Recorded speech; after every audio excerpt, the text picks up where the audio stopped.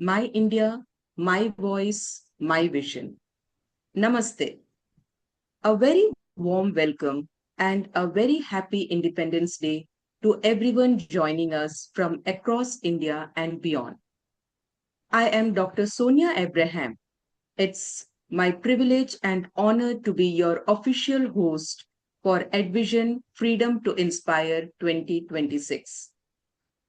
As an educator, academic leader, and passionate advocate for meaningful learning, I am delighted to be hosting an evening dedicated to voices that inspire, journeys that motivate, and ideas that can contribute to a stronger India. In my India, my voice, my vision. This is not just a celebration of Independence Day. It is a celebration of the freedom to think, the freedom to learn, the freedom to express, and the responsibility to use our voices to create positive changes. This evening, Advision brings together an extraordinary gathering of distinguished guests of honor, educators, thought leaders, and featured speakers, each bringing a unique journey, perspective, and vision. From military leadership and national service to education, research, entrepreneurship, and innovation, our distinguished guests demonstrate that nation building takes many forms, and at the heart of it all is education. At EdVision, we believe that every educator has a voice, every experience carries a lesson, and every meaningful idea has the power to inspire another person. That belief has brought us together today. I would like to extend my heartfelt welcome to our esteemed guests of honor, our inspiring featured speakers, educators, and every member of our audience who has chosen to spend this special evening with us. A very special welcome also to the visionaries behind EdVision, Dr. Shanoli Ray, founder and global academic director, and Dr. Vikrant Singhal, founder and CEO, whose passion and leadership continue to build EdVision as a growing global learning platform. Today, we will listen to extraordinary stories, powerful perspectives, and inspiring ideas. I invite each of you to listen with curiosity, celebrate every voice, and carry at least one inspiring thought from this evening into your own journey. Because when one voice inspires another, an idea can become a movement. And when educators inspire a generation, they help shape a nation. Once again, I, Dr. Sonia Abraham, your host for this special evening, and on behalf of the entire EdVision family, I warmly welcome you to Freedom to Inspire 2026. Let us begin this inspiring journey together. Jai Hind.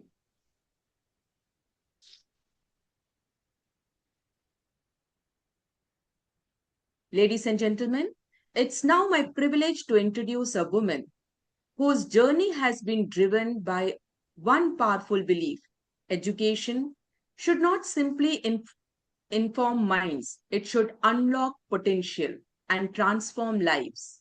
Dr. Shanoli Ray is an accomplished edu leader, author, keynote speaker, lead facilitator, and educational consultant. With more than 2 decades of experience in education, leadership, and education development, she is the founder and global academic director of EdVision, an education and learning platform founded with a vision to bridge the gap between education, skills, and real world opportunities.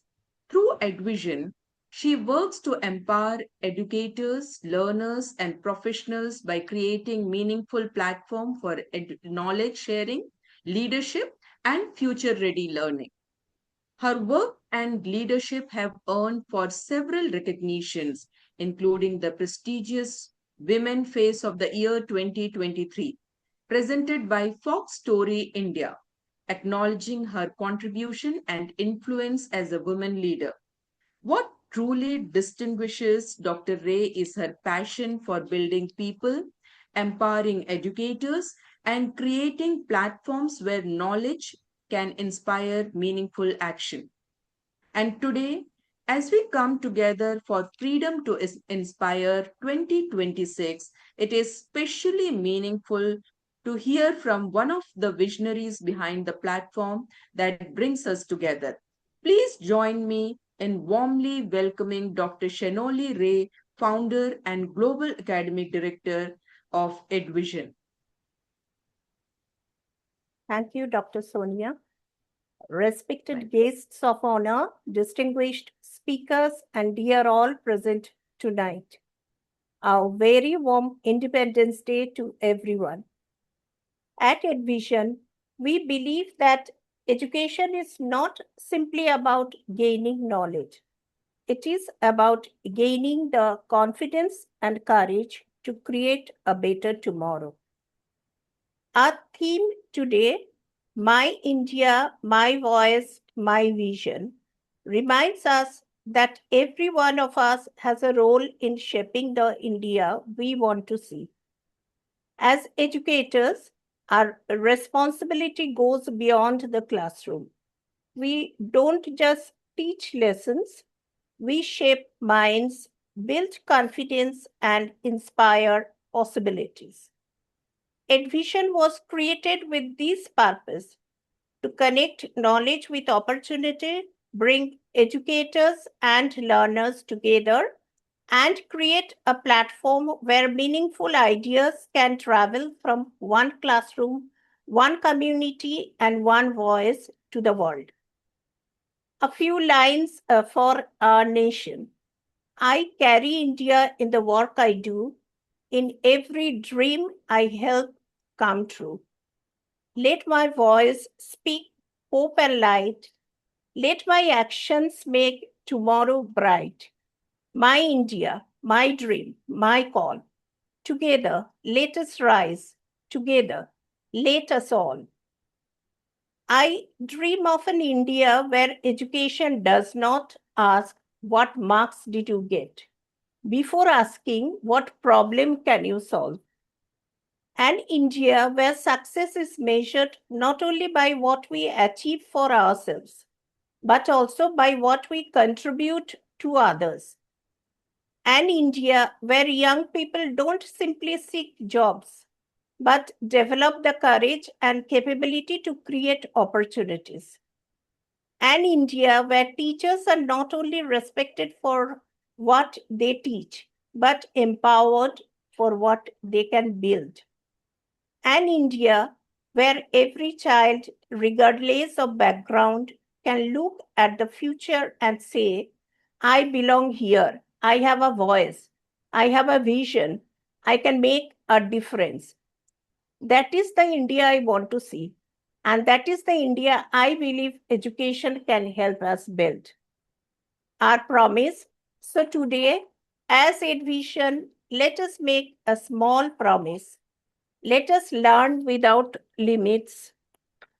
Let us speak with purpose. Let us lead with empathy. Let us teach with courage.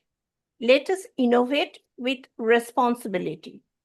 And let us never forget that the greatest measure of our success is not how far we rise alone, but how many people rise because we chose to lift them.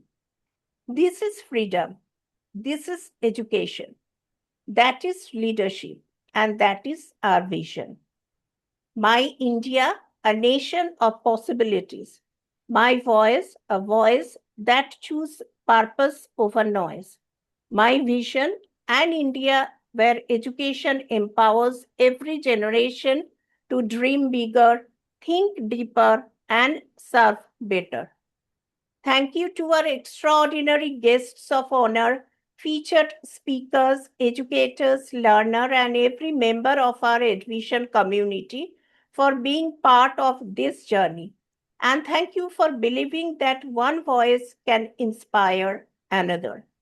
Because perhaps the most beautiful thing about inspiration is that it does not become smaller when we share it. So let us share it, let us live it, and let us build the India we envision. Jai Hind, Vande Mataram, and thank you for joining us today. Thank you all. Thank you, Shanoli ma'am. May I request all the participants to please switch on the video so that we can have a photograph together?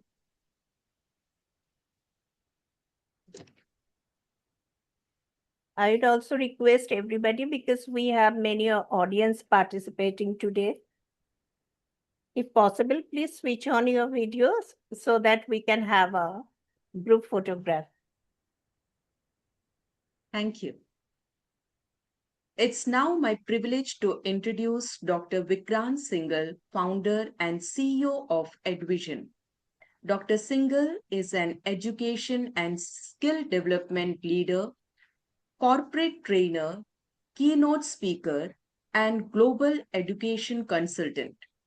Driven by a strong belief that education should empower people with knowledge, skills, and the confidence to create meaningful change. As a founder and CEO of EDVISHAN, he has played a pivotal role in shaping its vision, strategy, and growth. His leadership has been instrumental in building EDVISHAN as a platform that brings together educators, leaders, academicians, industry experts, and thought leaders, creating opportunities for learning, collaboration, and knowledge exchange. With a clear vision to take EDVISHAN beyond geographical boundaries, Dr. Singhal continues to work towards establishing it as a global education platform, connecting minds, expertise, and ideas across India and the world. His contribution to education have also been recognized with the prestigious Siksha Padam Samman, reflecting his commitment to advancing education and empowering learners.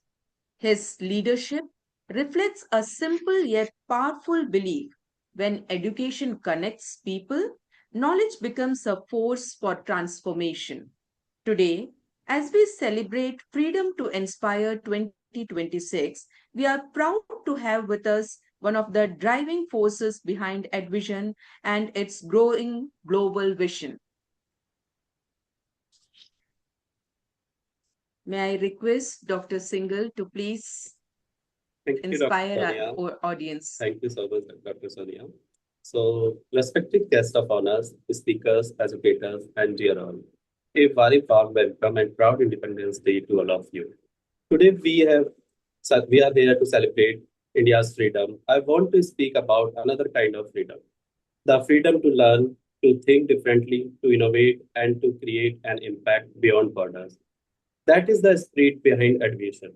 We are living in a world where powerful idea born in one classroom can reach thousands of minds across the globe within a minute. A teacher can a teacher in India can inspire a learner in another country. A young entrepreneur can collaborate across continents. A researcher can solve a problem that belongs to all humanity. Education has no borders. Inspiration has no passport. Our responsibility is to build platforms that make those connections possible. As a founder and CEO at Vision, my vision is not simply to create another education platform.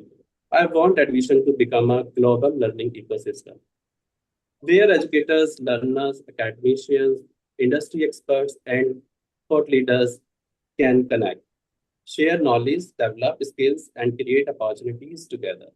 Because the future of education is not about choosing between India and the world. It is about bringing the best of India to the world and bringing the best of world to the India. Our theme today, My India, My Voice, My Vision, therefore has a global meaning. My India means the values, talents, possibilities we bring them to the world. My voice means having the encourage to contribute an idea, a solution, or a story. My vision means imagining a future that is not limited by today's boundaries. And I believe our educators are the heart of the future. A great teacher can does not simply prepare a student for an examination. A great teacher prepares a human being for an unpredictable world. The world needs people who can think critically, communicate across the cultures, adapt to the change, and use technology responsibly, and most importantly, remain human. That is where education becomes truly powerful. So, my message today is simple: don't just consume knowledge, create it. Don't just seek opportunity, create them. Don't just wait for the future, help build it. And don't ever believe that your voice is too small. A single idea can inspire the classroom, a single classroom can influence a community can influence a nation, and nation with the vision can influence the world. That is the journey and the vision for the admission from India to world, from knowledge to skills, from skills to confidence, from confidence to impact. On this Independence Day, let's celebrate not only how far India has come, but also how we can take India together. Let's build an education ecosystem where borders don't limit learning, where opportunity is more inclusive, and where meaningful voice has possibility to learn here. Because ultimately, the future does not belong to those who predict it. It belongs to those who prepare for it, participate it, and shape it. That is our vision. That is our responsibility. And that is our promise of admission. Thank you, everyone. Thank you, believe in our journey. Jai Hind, Jai Bharat. Thank you, Dr. Vikrant. Ladies and gentlemen, it's my privilege to introduce our first esteemed guest of honor, Brigadier Dr. V.D. Abraham, SM. Brigadier Dr. Abraham is a distinguished military leader, engineer, researcher, academician, innovator, and institution builder, whose remarkable career spans the Indian Army, engineering, technology, and higher education. A recipient of 3 national awards, including a Gallantry Award, he has served the nation with exceptional leadership and dedication. During his distinguished military career, he held several senior responsibilities, including Chief Maintainability Advisor to Indian Army, Dean of EME Educational Institutions, and Deputy Leader of the 15th Indian Scientific Expedition to Antarctica. His academic journey is equally remarkable, culminating in a PhD in electronics and communication engineering, alongside advanced qualification in engineering and management. Following his military career, Brigadier Dr. Abraham made significant contributions to higher education, serving as Vice Chancellor of Oriental University Indore and Sri Venkateshwara University, Uttar Pradesh, as well as Director and Dean of leading technical institution. A researcher and author, he has contributed, contributed extensively to engineering, education, technology, institutional development, and quality assurance. He currently continues to contribute to higher education in NAC peer team leader, academic advisor, and resource person. His extraordinary journey brings together service, scholarship, leader, and innovation. His extraordinary journey, I am privileged to have such an accomplished personality with us today. Ladies and gentlemen, please join me in warmly welcoming our first guest of honor, Brigadier V.D. Abraham.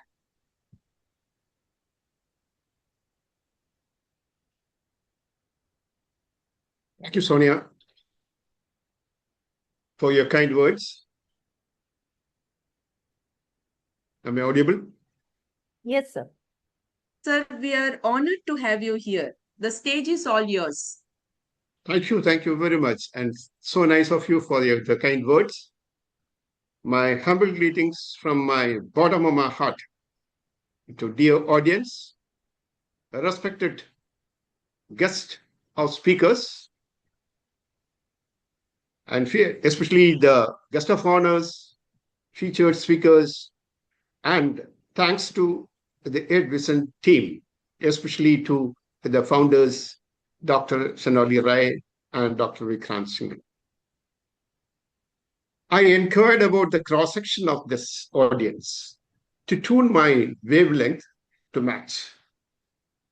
Framed my talk to suit the saying, if you say a matter which is acceptable by all, then you said nothing. Like sun rises from east, which is not to all. I am also reminded of a very short speech by the president of the University of USA at its centenary celebration. The quote says, "Greetings to all. We are celebrating our centenary celebrations. We have produced 100 Nobel laureate, which is ahead of Oxford. Thank you." A short one with immense of content and value. This is how one should be able to speak. As a soldier, service of self remains as fundamental. You said that I am a gallantry awardee.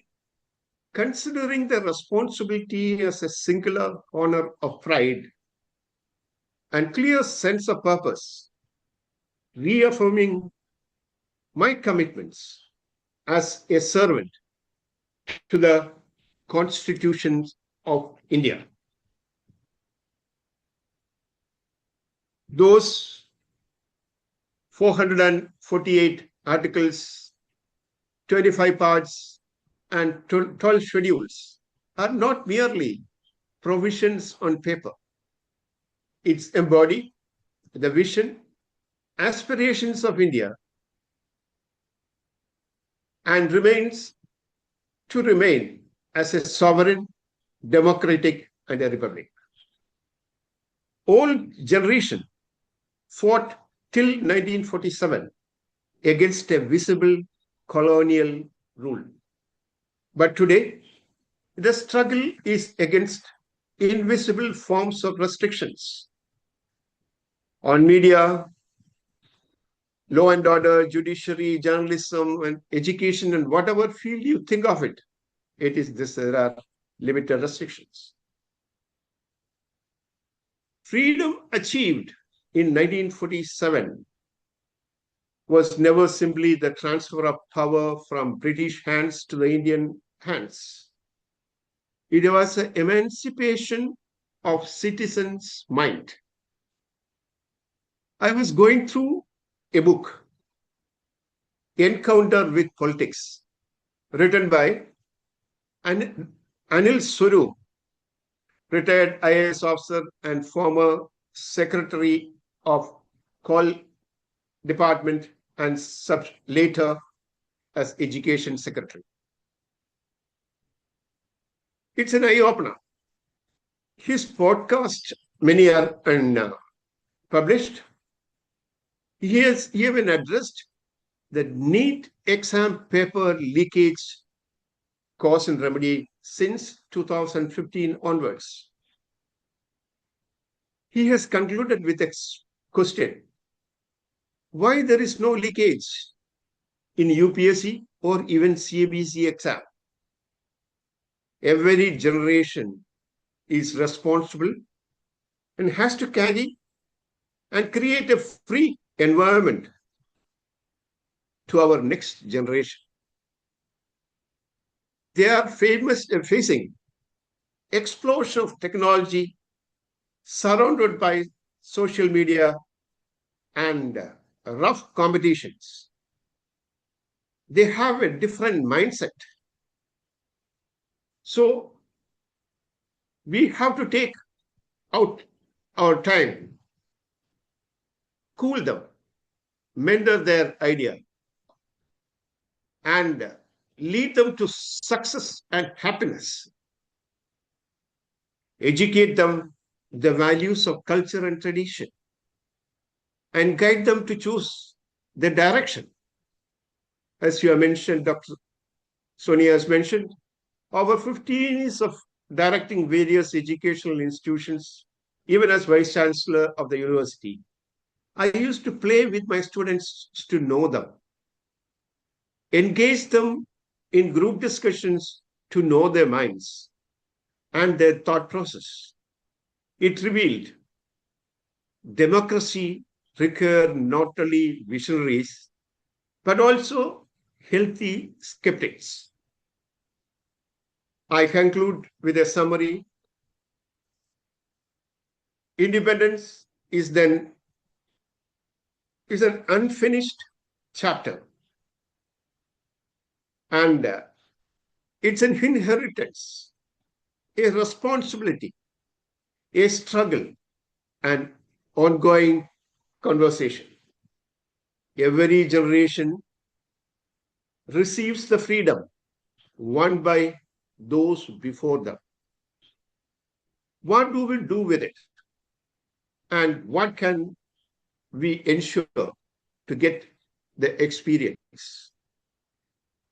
Whether it is fully or partially, it will always will remain as our prime responsibility. I was reminded of a Vedic quote, Karmanni Vaki Kadaste Ma Phaleshu Kadachana. One has the right to perform or act, and not the right to the result or fruits of it. Wish you all once again very happy Independence Day. Jai Hind. Thank you, Brigadier Dr. Abraham. Your inspiring words were truly meaningful and it really inspires us, each one of us. Ladies and gentlemen, it's now my privilege to introduce our second esteemed guest of honor, Lieutenant General Anil Malik, a distinguished strategic leadership professional and former Lieutenant General of the Indian Army. With over 5 decades of diverse professional experience, Lieutenant General Malik has made significant contribution across strategic leadership, national security, human resource development, administration, training, education, and healthcare management. During his distinguished military career, he held senior responsibilities involving strategic planning, manpower management, recruitment, performance management, career development, training, and organizational development at the highest level. His extensive international experience include conducting joint training with the US and Singapore armies, contributing to defense cooperation with Russia and Eurasian countries, and serving as chief advisor to the Zambian Defense Forces, where he was involved in the training and development of defense officers from South African Defense Council countries.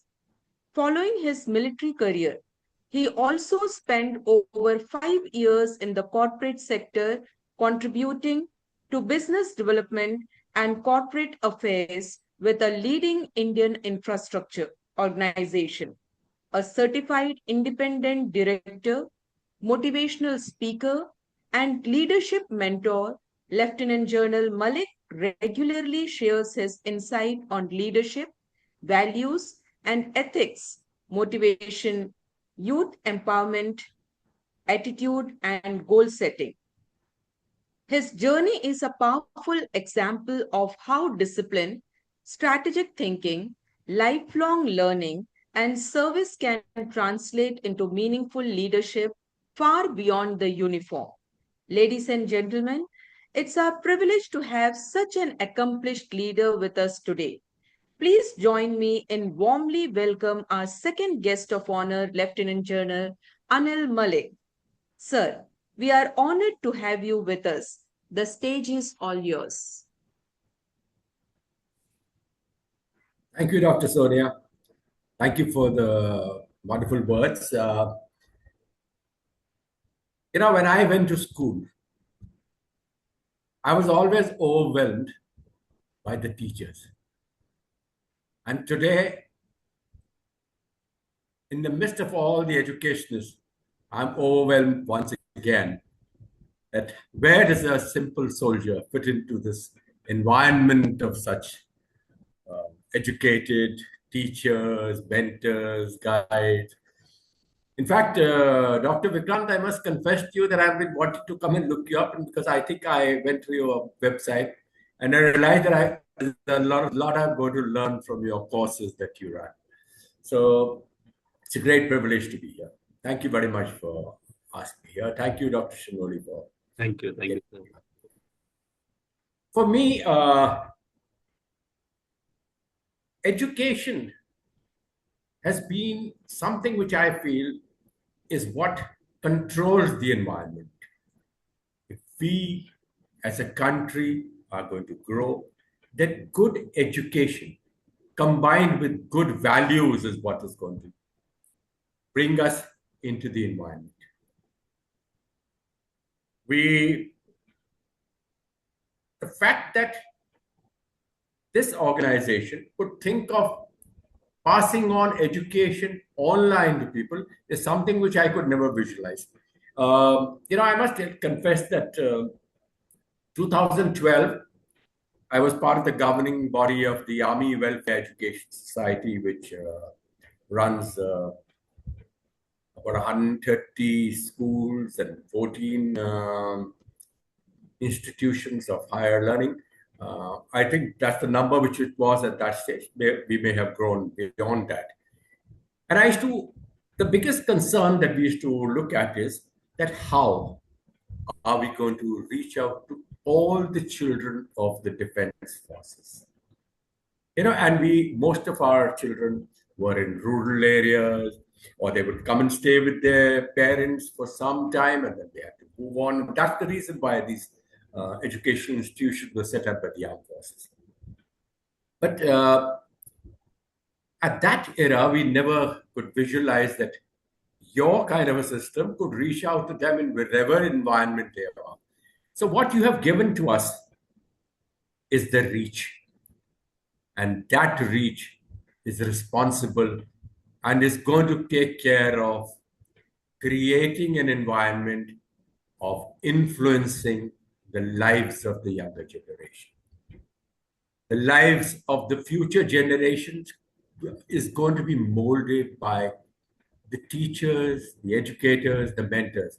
So before I go any further, so a big thank you to all of you for what initiatives you have taken and the educators, the environment that you're going to create for our future. If India is to grow, then the reach has to be there. And you people have given us the reach. Now, my thought process on the future is very simple. The requirement is that we must create good citizens. An education system is the one which is going to help us create that good system.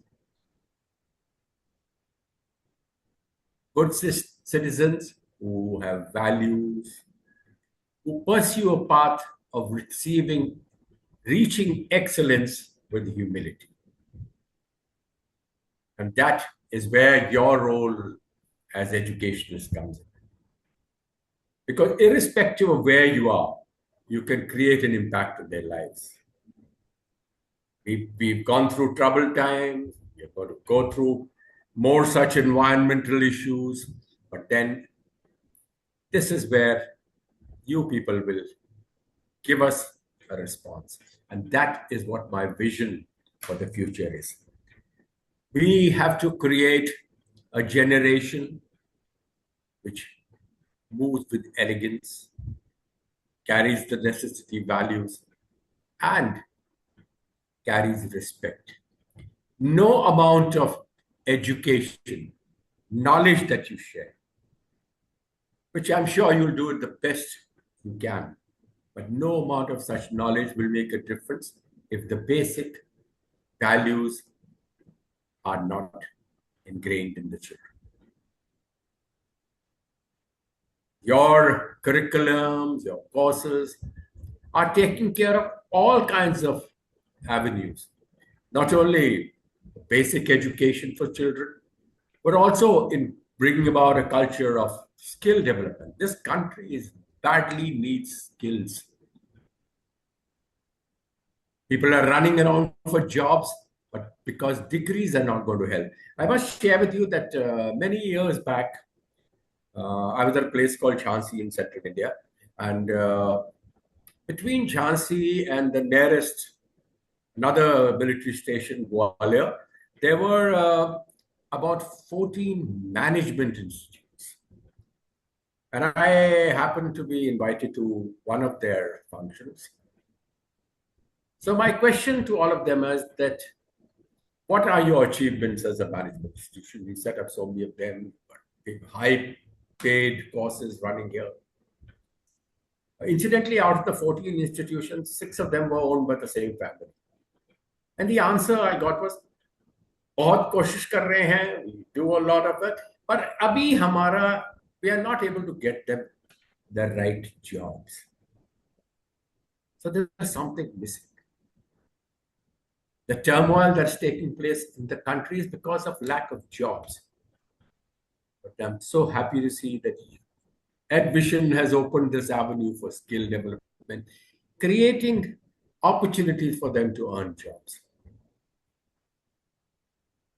The true power of online education is going to be if we are able to give them the confidence, more than the knowledge, the confidence to be able to stand up to society, to stand up in an environment where they can grow, in an environment which this country will grow. And I'm hopeful that all the online educationists who are present here today, maybe my message will go across. Give them the values, give them the confidence, give them the opportunities to stand up to society, walk with their head high, and you will find a change in this country. People are running, we are wondering where we are heading. But I mean, this is not to give a negative feeling, but the fact of the matter is that our children, our future is in the hands of these educationists that are here today. And I wish you all the very best. Thank you very much for giving me this opportunity to share my views. And God bless you all. Thank you, Lieutenant General Anil Male. Now, we welcome our first featured speaker, Dr. Abhijit Sarkar. Dr. Sarkar is an accomplished entrepreneur, industry thought leader, influencer, speaker and author, and the founder and chairman of Indratech Solution Private Limited. He is recognized as a leading voice across the workplace management, facilities management, travel, infrastructure, and corporate real estate. With extensive leadership experience spanning organizations such as ICICI Securities, TNT India, Bombay Dyeing, and the Piramal Group. A fellow of the Royal Institution of Chartered Surveyor, London, Dr. Sarkar has worked extensively across corporate real estate, administrations, facilities, infrastructure, procurement, health and safety, security, travel, and MICE. His expertise has also led him to develop handbooks, manuals, and processes that have supported organizational excellence. His academic journey is equally diverse, with qualifications including doctorate in management studies, MBA in human resource management, diploma in mass communication, and diploma in architecture and interior designing, along with his commerce degree from the University of Mumbai. Beyond industry, Dr. Sarkar actively contributes to professional and academic communities through his association with various advisory boards and institutions and has received several recognitions, including the Indian Achiever Award. Today, he brings together a rare combination of industry experience, entrepreneurship, research, leadership, and education. We are delighted to hear his perspective on the teacher as the nation builder and explore how educators can help shape the leader, innovators, and citizens of tomorrow. Ladies and gentlemen, please join me in warmly welcome our first featured speaker, Dr. Abhijit Sarkar. Sir, the stage is all yours. Thank you, Dr. Sonia, for such a elaborate introduction. First of all, namaste to all the dignitaries and delegates out here, and good evening to all. Before I could start my keynote, I would like to thank Dr. Shanoli and Dr. Vikrant for the phenomenal job which they are doing. Today, we need platform like this to, create more values for the community, because when we started our career, we never had such platform. But then, professional like Dr. Shanoli and Dr. Vikrant has been working very hard to ensure that, people are well aware of what are the, probability available in the industry and how they can improve themselves, in terms of their skill development, in terms of their communication, in terms of their various capability. Before I start, I would also like to salute all the senior dignitaries here from the forces for their significant contribution towards the nation. Sir, respected sirs, we are really safe and secured because of, the selfless service which you do for the nation. Salute to you all. Now, while I start my discussion, I would like to wish happy Independence Day to all of you out here. Uh, and while we celebrate our 88th Independence Day, it's very important to remember everyone who contributes to the nation. And among various people who contribute, we cannot forget our teacher, the people from education background. They are the one who have been very much significant towards their role in creating the nation as the strongest platform. And today, all the teachers, educators, principals, and members of education fraternity, whosoever are present here, my heartful gratitude and deepest respect to all of you for your contribution to the community, to the nation, to the student out there.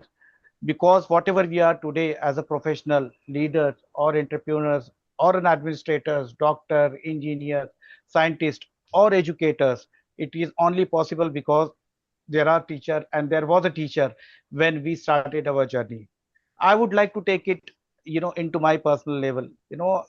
I have spent more than 3 decades in the corporate world, before I nurtured into and my entrepreneur journey. And I had the privilege of having my own organization wherein I interact with corporates, I mentor young generation, and I also go as a guest faculty in various colleges, nurturing the talent of futures.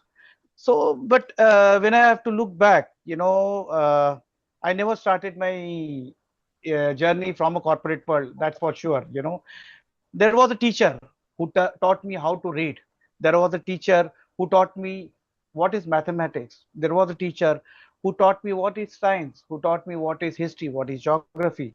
There was a teacher, somebody, there was someone who always monitored me, monitored my mistake, and also helped me rectify my mistake so that I don't keep on repeating these things again and again.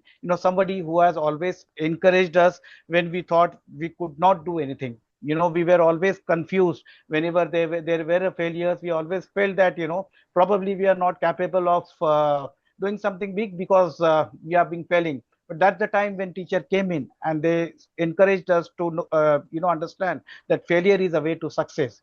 When I started my school, I was very mischievous. For the first 3 months, I never used to go to school. I used to return back home. But it was my teacher who played a very critical role in ensuring me that I understand the importance of education, and I start being serious, and understanding what the education is.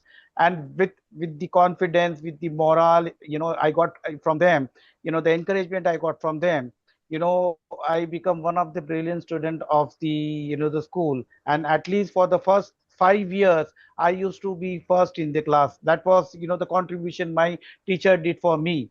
And today what I am, I dedicate and devote everything to them. So, sometimes there was simply one teacher who believed that, in us, and believing in ourselves. Many a times our parents were confused, but then teachers were not. They always believe in our capabilities, and they always encourage us, to do something which is going to take us to a next level. And that's the power of teacher, I believe. And salute to them again. So think about our generation. When I started our school, or many of people from of my age started the school, we were student who never could even visualize that there could be a Google at some point of time. We never had YouTube, never had a mobile, we never had smartphones, and certainly we didn't even have the chat GPT. That is something, I would like to elaborate. However, if we wanted to answer anything, we had to ask our teacher, either or go to library, or read a book, or search through encyclopedia. And our teachers were Google at that time, our search engine, our mentors, and sometimes even our own counselor. But today information is everywhere. It is available at all the platform, and it is very easy to access. So a student can ask AI a question and receive an answer in seconds, which we never faced in our time. So one might ask, with technology becoming so powerful, do we still need teacher? That's a question mark. And my answer is very empathetic, and it will always be yes, yes, and yes. And more than ever, that is something is more important, because technology can provide us information, but it will never provide wisdom. It's the teacher who would teach us what the wisdom is all about.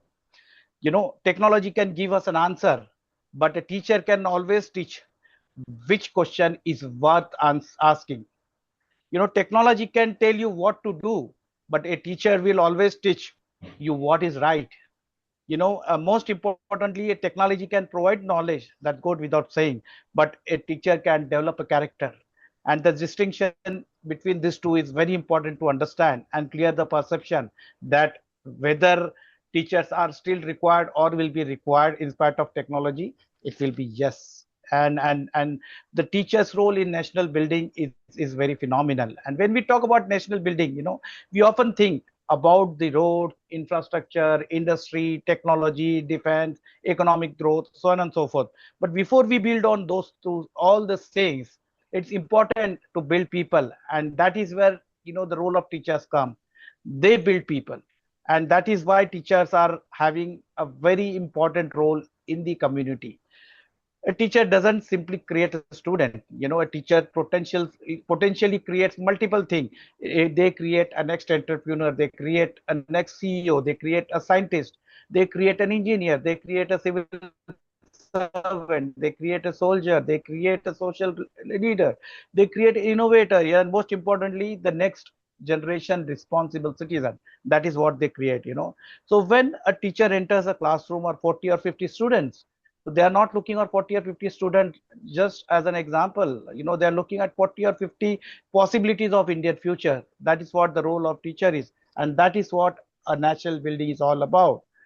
I would recollect, Dr. APJ Kalam's, saying something that I think every teacher should remember. While addressing teachers, he spoke about how good teachers can create enlightened human beings and develop moral values, which is more important. Professional capabilities, confidence, and the willpower to realize their dreams. And in other address, Dr. Kalam described teachers as being responsible for creating responsible citizen for the future of India. And this is a very powerful definition of education. Education is not only about producing an employable people, but it is about producing capable, ethical, and responsible human beings. And that is the true meaning of education. And teacher must also evolve, but I want to make one observation from my experience of working with corporates and young professionals. The world has changed completely. What we have seen in our time, definitely that no more exists. Our students have changed, the workplace has changed, technology has changed, therefore teaching also has to evolve. And I'm happy to see many teachers today are themselves becoming continuous learners. They are learning technology, they are learning AI, they are understanding AI, they are learning new pedagogies, they are attending the development program. I am personally conducting many of the faculty development program for various colleges all across the country. They are trying to understand that what is that today's generations expect, what is that today's corporate expect, and that is extremely important for today's academia to partner with the influencer and the leaders. And the government national education policy of 2020 itself recognizes the importance of continuous professional development for teachers and envisages opportunities for teachers to continuously learn and update themselves. So I would say to every teacher, don't compete with technology, collaborate with technology, use AI, use digital platforms, use simulations, use videos, use industry example, uh, but don't lose the most powerful instrument you have. Your human connection with student is always there and should always be there. So never allow technology to take your place, and that should not be allowed at all. So what is there for me, from teacher to a mentor? I believe that teacher of the future has to become more than an instructor. The teacher has to become a mentor, especially while dealing with today's generation of Gen Z or the Alpha Beta. I interact with young people through colleges, mentoring, and conducting various professional programs. And one thing I have realized is that young people don't always need someone to tell them what to do, but they need someone who listens to them, challenge their thinking, and give them confidence. That is what they expect, and I have seen them almost uniform with most of the current generation people. So they need somebody who should be listening to them, challenging them, and giving them the confidence. They want to know, why should I do this, what is the purpose, how does the connect it will connect with me, with the real world. And I believe teachers can play a transformational role here. So my message to all the teachers, I would like to leave teachers with 5 simple example thought. First, take beyond the textbook, give student exposure to the real world. Second, teach them how to think, not what to think, as the world will change faster than textbook. Third, teach values along with the skills. A highly skilled person works with ethics and can become a risk to without ethics and can become a risk to society. Fourth, encourage entrepreneurship and innovation. Don't tell every student that success means getting job, but some of your students may create the companies and they employ thousands of other, and that is why I became entrepreneur, because I wanted to create some value for my community. And fifth, believe in your student. Sometimes a student enters futures can change, because one teacher said, I believe and you could do it.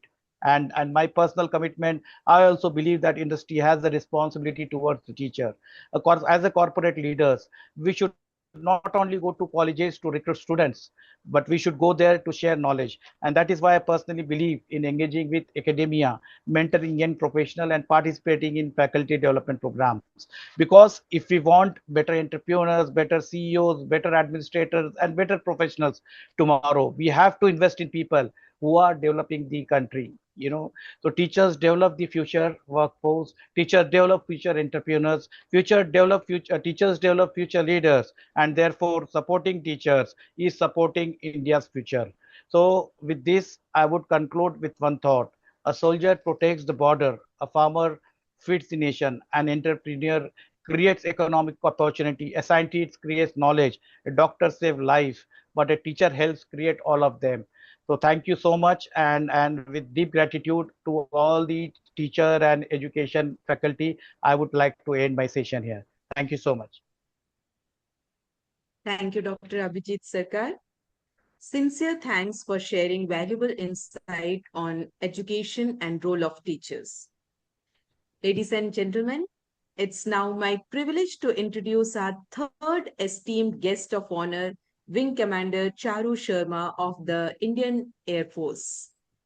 Wing Commander Sharma served the nation for over 15 years as an air traffic controller in the Indian Air Force, developing extensive expertise in aviation operation, airport management, and air traffic safety. In a role where precision, vigilance, communication, and quick decision making are essential, she successfully coordinated with pilots, ground teams, and air traffic control system to ensure safe and efficient flight operation. She also contributed to the development and implementation of safety protocols and procedures, strengthening operational safety and efficiency within the aviation environment. Beyond her professional expertise, Wing Commander Sharma carries a deep passion for aviation, service, and excellence. Her journey reflects the values of discipline, responsibility, teamwork, and calm leadership under demanding circumstances. Today, we are honored to have her with us to share her experiences and perspectives with our educator community. Ladies and gentlemen, please join me in warmly welcome our third guest of honor, Wing Commander Char Indian Air Force. Ma'am, we are honored to have you with us. The stage is all yours. Thank you, Dr. Sonia. I hope I'm audible. Yes. Yes, ma'am. Distinguished guests, educators, participants, and all the audience present this evening on this platform, a very good evening to all of you. At the outset, I would like to thank EDVISHAN for inviting me to be a part of this special online Independence Day celebration. It is indeed an honor and a privilege to be amongst you educators and distinguished people, the people who are shaping India's future every day. And although we are meeting virtually this evening, the purpose of this gathering is quite extraordinary, with the senior officers from the armed forces, educators, entrepreneurs, and distinguished authors coming together to reflect on the vision of our India. So when I was given this opportunity to give this address, I began thinking about the one thing that remained constant throughout my years in the Air Force, especially as an air traffic controller, and that was training. Training is an integral part of the Air Force, in fact, the armed forces. Every operation, every exercise, and every mission begins much before the actual day of execution. Whether it was Operation Balakot or more recently Operation Sindoor, the success is attributable to preparation. The training, the simulated drills, teamwork, discipline, and most importantly, the ability to perform under pressure. Because when the real moment arrives, there is no time to think. You just have to perform. In the forge, we have a saying, the more you sweat in peace, the less you bleed in war. And that, I believe, is where we have a profound connection.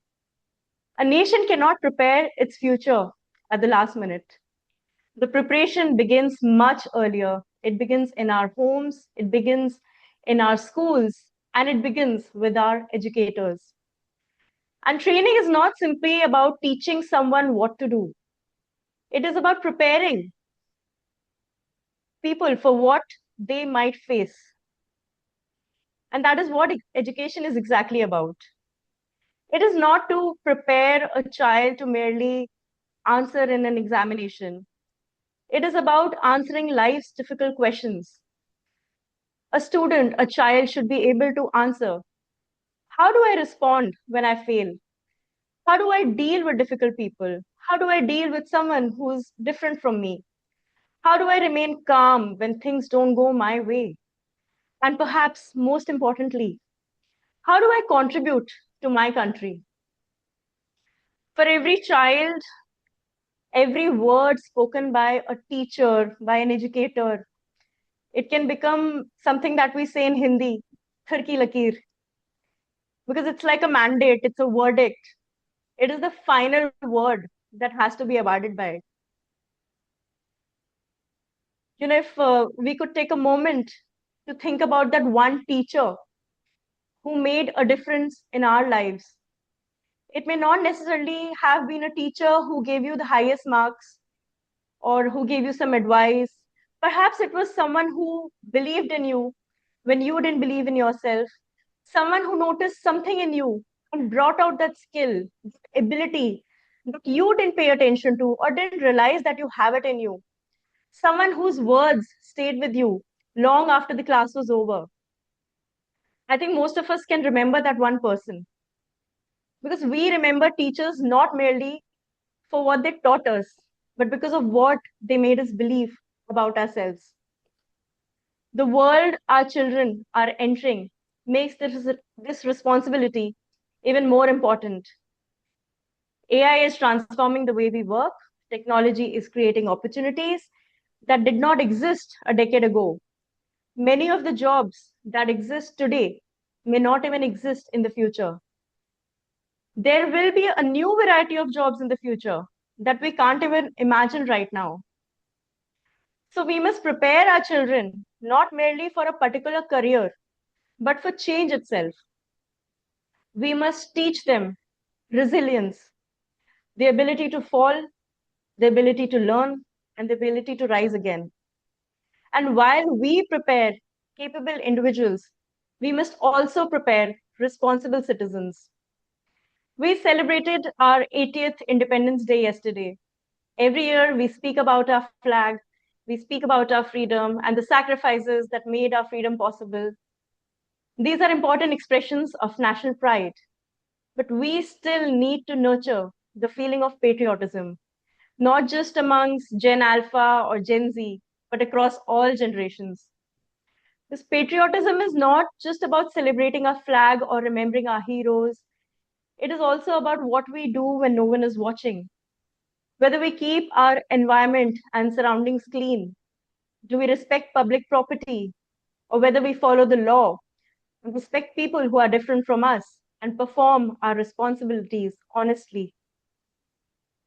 A soldier may serve guarding the nation, a doctor may serve by saving lives, even a politician may serve the society through good government schemes.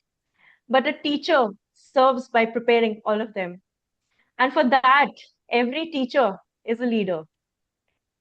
In the armed forces, leadership is built on trust, integrity, responsibility, and example. Yes, we do have ranks. Ranks are important. Ranks give us the authority, but it is the knowledge, professionalism, and character that earns trust. It's about setting an example. Children do not simply listen to what you say, they watch what you do. If we want honest, respectful, and resilient children, they must see those qualities in the adults they look up to. Leadership is something children catch from the people they look up to. It is about impact, influence, and inspiration. You may never know what becomes of the child who sat in your classroom 10 or 20 years later. Perhaps that child may become a scientist, a doctor, an entrepreneur, an author, perhaps an officer, or a teacher themselves. And perhaps most importantly, that child may simply become a passionate and responsible citizen. But whatever that child becomes, a small part of your influence travels with them. The work that you have done continues even after you have finished doing it. So as we celebrate another year of independence, we must think about the India we want to hand over to the next generation. The qualities that I mentioned earlier about nation building, patriotism, and leadership, these qualities cannot be created overnight. We must nurture them over time. So I would like to leave you with 3 questions. Not questions that require an answer tonight, but questions that are worth carrying with us. What kind of India are we preparing our children for? What kind of children are we preparing India for? And when these children become the citizens, leaders, and decision makers of tomorrow, what will they remember about the teachers, the educators who prepared them? I hope they remember teachers who believed in them, teachers who taught them to get back up after falling, teachers who taught them not just how to make a living, but how to make a difference. Being in the armed forces, we prepare people for moments that may come once in a lifetime. But teachers, they prepare children for a lifetime of moments. And perhaps there is no other greater form of nation building. In the end, I would like to again thank EDVISHAN for giving me the privilege of this address and for building this wonderful online platform and giving access to education, training, workshops to so many people. So thank you for the work you do every day. Jai Hind, Jai Bharat. Thank you, Charu ma'am, for such a valuable insight. Now, it's turn to welcome our second featured speaker, Dr. Anjum Qureshi. Dr. Qureshi is an assistant professor in the Department of Electronic and Communication Engineering at Rajiv Gandhi College of Engineering, Research and Technology, Chandrapur. But her contribution to learning and human development extends far beyond the classroom.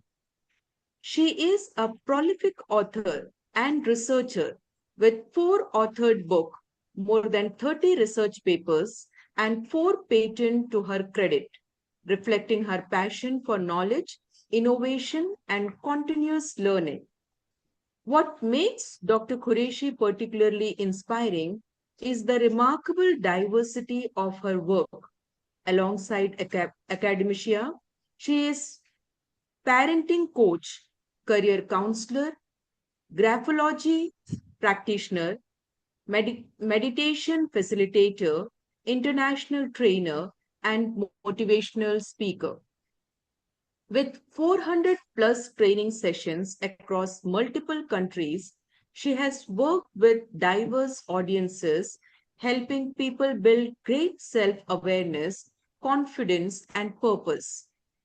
Her work has also reached international platforms through published articles and contributions to UNICEF documentary films, reflecting her commitment to education and social development.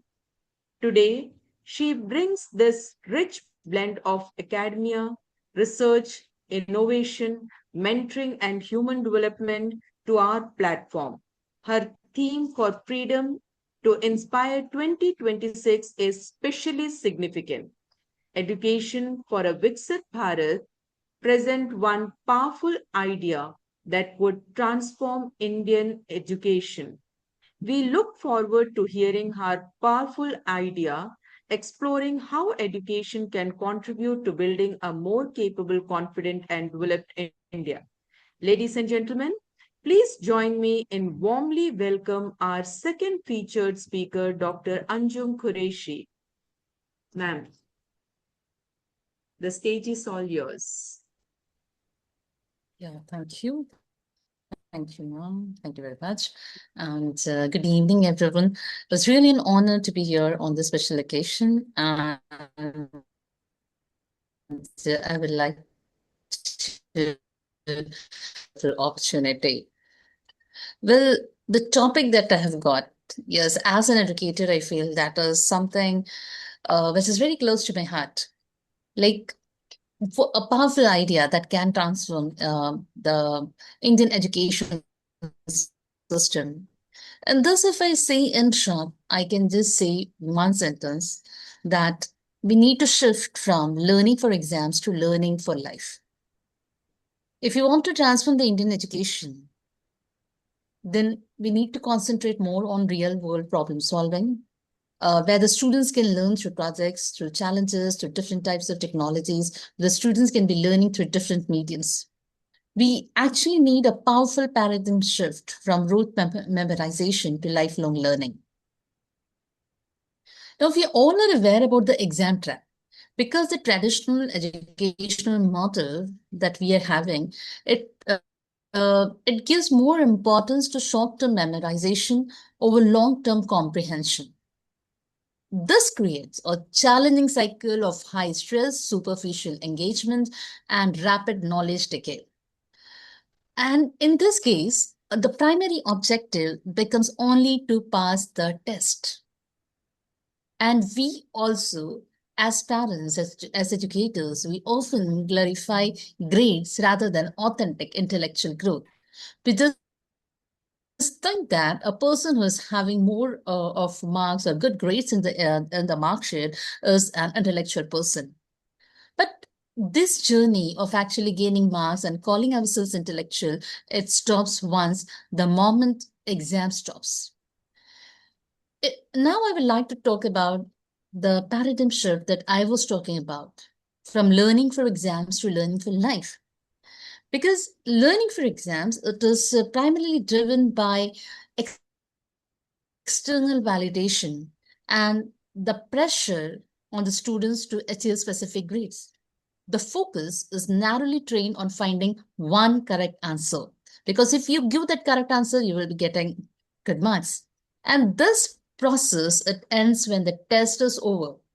And the learners or the students that we have, they are just left, they're ill-equipped, they are fragile. And most of them, though they may be solving the very big numericals or some problems in mathematics and some other subjects, but when exposed to real life, they are not able to come out of that. They are not able to make their own decision. Whereas if we concentrate on learning for life, it will be fueled by intrinsic curiosity and a genuine desire for personal and professional growth. The focus shifts towards not just answer examination question paper, but it shifts towards asking the right questions in the class. So it is a continuous process that builds robust resilience, cognitive flexibility, and the ability to unforeseen challenges. And thus the three pillars of mastery that will be required. First is curiosity, second, criticizing, irrepressible desire to understand how the world truly works, boldly moving beyond the confines of any structural syllabus. The second, we need critical thinking, the ability to independently disparate ideas into novel concepts.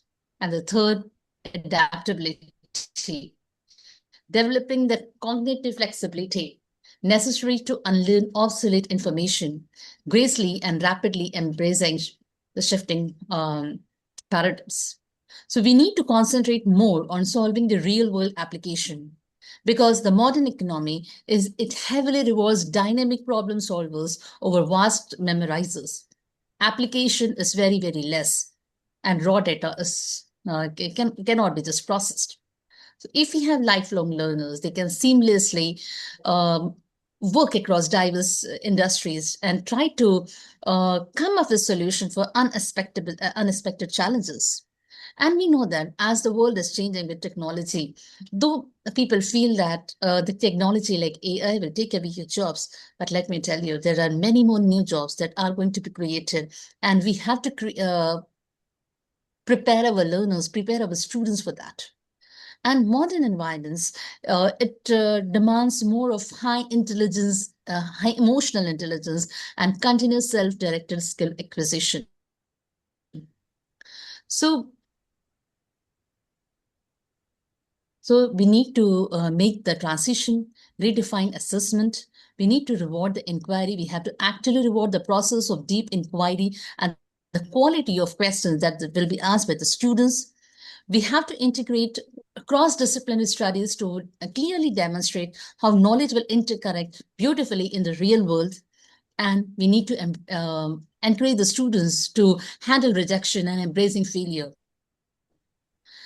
And we need to tell them that if you're making mistakes, it is for some kind of learning. You're going to do something good, and the mistakes can be treated as constructive points for future growth.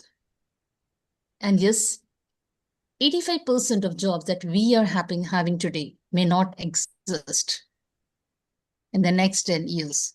So we have to learn the value of adaptability. We have to prepare our students for the unknown.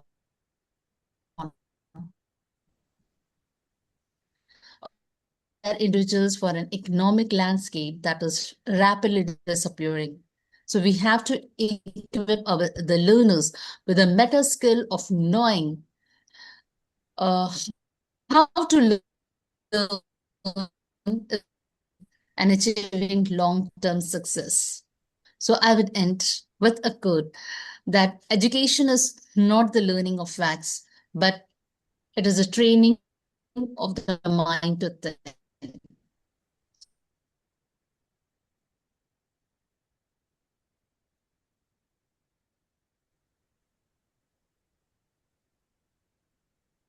Thank you, Dr. Qureshi. Thank you for enriching and thought-provoking presentation. Now, it's my privilege to introduce our fourth esteemed guest of honor, Major General Rajan Kochar, VSM, a distinguished veteran of Indian Army and an accomplished leader, strategist and educator. With 37 years of experience, Major General Dr. Kochar has developed deep expertise across knowledge management, human resources, financial planning, inventory and resource management, education and training. A graduate of the prestigious College of Defense Management, he has specialized in team building, crisis management, goal orientation, and developing young talent to achieve meaningful results. His expertise in emotional intelligence further reflects his belief that effective leadership is not only about performance, but also about people. Beyond his military career, he has established himself as TEDx speaker, international strategic affairs, and defense expert, HR and educational consultant, and contributor to leadership and competency development. He also serves as a vice chairman of the National Council of News and Broadcasting and is associated with the advisory board of Niti Policy Lab, KMC. His work extends to organizational development, competency building, and both transactional and transformational HR systems. He also contributes as an arbitrator with the Ministry of Defense, supporting the resolution of civil disputes. His journey represents a powerful combination of military leadership, education, human development, strategic thinking, and nation building. Ladies and gentlemen, it's our honor to have such an accomplished leader with us today. Please join me in warmly welcoming our fourth guest of honor, Major General Dr. Rajan Kochar, VSM. Sir, we are honored to have you with us. The stage is all yours, sir. Okay, thank you very much, Dr. Sonia. I think a very big words for me. I'm not, that you're worthy of all your beautiful words which you have actually said just now. And I can see my very old friend Brigadier Ibrahim also here. I met him a very long time back. And General Malik, who's like a mentor to me, he's also here. And Shanoli, thank you very much for inviting me. It's always a pleasure to interact with you. And I can also see Wing Commander Charu on the screen, and she spoke well. You see, it's a education is a passion, I would say that, because do not take it as a profession. Because I've been a director of a business school for 5 years. I've been associated with the field of education since I retired in the last 8 years or so. And I have very closely interacted with the students and of course, visiting various universities, trying to speak to them and trying to understand them better. Because there is a gap today. You can call it generation gap or you can call it any gap. But I think there is a gap in which we think and the gap in which the younger generation thinks. So it is a time to bridge this gap, because unless you bridge this gap, the younger generation will not relate to it. And that is what is happening. Look at the way they are on the streets, on the roads, protesting and all those things, because you have not understood their language. You have not understood their minds. And it's very important for a teacher here to understand the student, because it starts from your primary education. You see, it starts, the seeds are sown right from a class one student. And that is how it progressively builds up and a personality. How does a child get a personality? Most of his personality is due to his teacher, because he may not you would agree with his parent, but he will definitely agree with his teacher. Because many a times if you have your own children and if you tell him something, he will say कि मेरे teacher ने बोला था वो सही है, आप गलत बोल रहे हो. So that is the impact of the teacher today. And when we see the quality of teachers, it is, and the way they are paid, you see, it all is an ecosystem, and we have to understand the ecosystem. We cannot separate this the ecosystem from a teacher and a student, because unless you have an ecosystem of giving a teacher its due and making it one of the most sought after professions, you will not find good teachers coming forward and joining the profession. So I think that is the start point. The second start point is, we talk about NEP 2020. This is the education policy which has come in 2020. We are in 2026, right? And I will specifically point out the higher education, because I was involved with the higher education. I was not involved with primary or the secondary education. There are better people on this panel who can speak on that.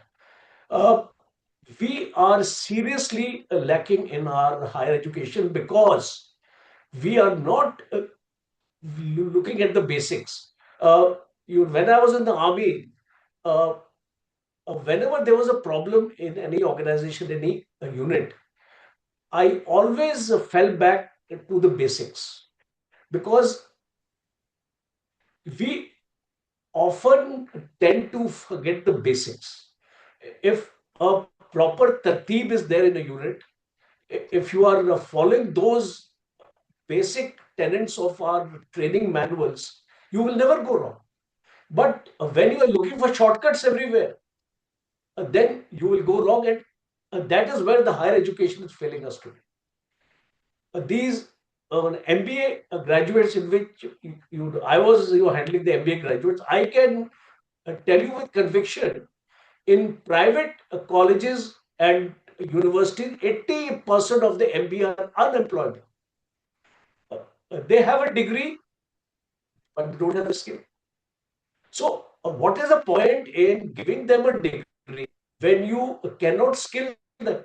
And that is where we are actually going wrong. And a wake-up call has been given to us many a times, but possibly we're not looking at. When you put somebody at the helm of affairs, like the human resource minister. I'm just giving you the basic example. A human resources minister handles the entire education system of the country. If that a person does not understand education, how he is going to make the policies?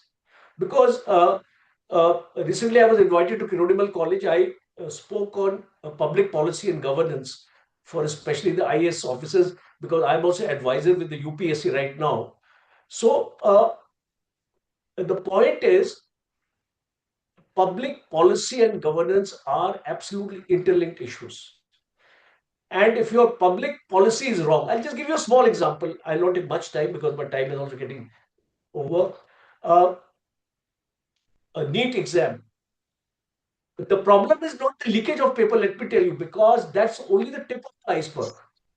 A problem is you have relaxed the norms for admission into the medical profession.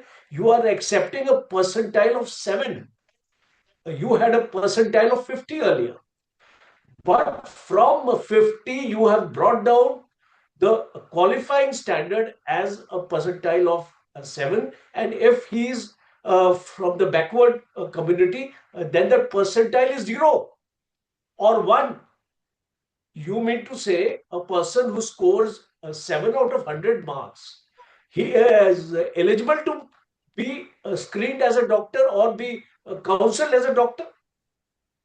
So, are you prepared to go under the scissor with a doctor who has been recruited with a percentile of 3? These are the major issues. Just to fill up the seats of the private colleges, which were not being filled up, you relax the qualification standards. That is not the way the education has to be treated. And that is why we need a sensible person who is there to make policies in the government. And I'm not being critical of a government or any particular organization, but I am being critical of the system which is being followed in the country. And therefore, I'm glad that the Indian Armed Forces does not have these restrictions. It is totally on merit. A guy may score 80% marks in the UPSC qualifying exam, but if he is not selected in the SSB interview, because SSB gives 0 weightage to your written marks. 80 percentile student, he can get rejected in the SSB, because that is the beauty of the system. And unfortunately, UPSC doesn't have that system. The interviews have got the least weightage in UPSC. So I think there is an overall required. And I'm just putting your minds together to start thinking of this overhaul, because it's like an educational revolution which the country is required. Why are 100 ISRO scientists resigning? Last 1 year, 100 ISRO scientists have resigned. Why there is no technology which can be manufactured in our own country? Why we have to look at the United States for the jet engines? Because we don't have the technology. 50 years in this country, there is hardly any homegrown technology. So many IITs are there, so many IIMs are there. What are they doing? You see, these are very uncomfortable questions I'm posing here, but somebody has to pose them. And it is a time when the people understand they cannot play around with the education system of the country. And I'm of the firm opinion that a time has come where a total overhaul of the system is required in case we want to be called a Viksit Bharat. Because this Viksit Bharat 2047 is not going to come on a platter. We have to work for it. Thank you very much. It was and thank you for giving me this platform to you convey my thoughts. Maybe a bit revolutionary, but I thought that I must bring out these aspects. Thank you very much, Jay. Thank you, sir. Thank you, Rajan sir, for sharing such a revolutionary, powerful, and insightful thought. Now, Thank you. we welcome our third featured speaker, Miss Saintly Madhvi, a dedicated teacher from Kanchivani Vidyalaya, Kanchipuram, Tamil Nadu. Her chosen theme for Freedom to Inspire 2026 is both powerful and deeply connected to the spirit of our event. The teacher as a nation builder. Share your vision of how educators can shape the next generation. For her, teaching is more than a profession. It is an opportunity to become a role model for the young generation and contribute to the future of our country. She believes that every teacher has the ability to influence not only what children learn, but also who they become, their values, character, confidence, responsibility, and vision for the nation. Today, she brings us a teacher's perspective on one of the most important questions of our time: how can educators shape the next generation and build a better India? We look forward to hearing her personal vision and reflections on the powerful role teachers can play in nation building. Ladies and gentlemen, please join me in warmly welcome our third featured speaker, R. Sendhil Madhvi, teacher, Kanjivani Vidyalaya, Kanjipuram. Madam, the stage is all yours. Very good evening, everyone. My honorable everyone, I salute our flag, our nation, and my school. Truth never triumph. That means Satyameve Jayate. Yes, I will give some important points to remember the role model of teacher. Yes, you please. Why teacher matter? Students copy how teachers speak, act, and treat others. Good habits like being on the end and working hard rub off on the class. Moral values like honesty and kindness are caught, not just taught. Yes, the next one of the main points, key traits of a good teacher. First, kindness, showing care and patience for every student. The second one, fairness. Yes, treating everyone equally without favoritism in my classroom. This is a very, very important point. Please note down. Knowledge, knowing the subject well and loving to learn. Yes, the children must loving to learn each and every subject. Respect, that means listening to students ideas with an open mind. When we are asking the question in classroom, if they are saying open mind, whether the subject will concept understand is truth, then the second one is I will teach them good values like honesty, discipline, and respect will show how to treat everyone equally with kindness and empathy. Yes, I am a teacher act as a strong role model through the positive daily actions, and providing confidence will give the confidence and support. If you are supporting their lift esteem when they fact why they are shy or weak, then only we can find out the mistakes when they are understand or not for the classroom. And in a mathematics, I'm a mathematics, in a mathematics classroom, children can give own questions. It is very, very important when we are deliver the concept for demo the class in front of the children should give a own question and solve the problem step by step. It is very, very important. Interact with their own classmates. This is one of the best moment to get the knowledge without memorize and easy to learn. Okay, thank you. I conclude my speech. Honesty is the best follow when I am treating my class. And done. Vande Mataram. Thank you so much. Thank you, madam. for that meaningful and heartfelt perspective. Now, we welcome to our final guest of honor, address of this inspiring evening. It is my privilege to introduce Brigadier Dr. Vinod Datta.